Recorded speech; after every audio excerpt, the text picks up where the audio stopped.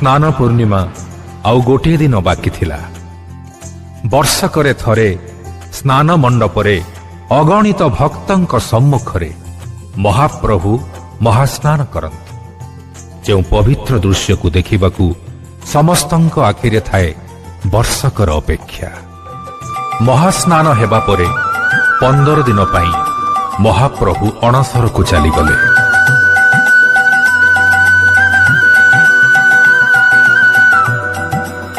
ସମସ୍ତେ ଜାଣନ୍ତି ଏହା ମହାପ୍ରଭୁଙ୍କ ମାନବୀୟ ଲୀଳା।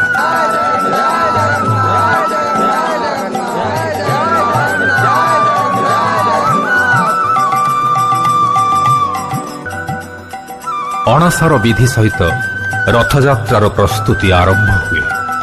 ଆଉ ସାରା ଜଗତ ଅପେକ୍ଷା କରି ରହିଥାଏ ମହାପ୍ରଭୁଙ୍କ ନେତ୍ରୋତ୍ସବ ଓ ଘୋଷଯାତ୍ରାର ମହାର୍ଘ ମୁହୂର୍ତ୍ତକୁ।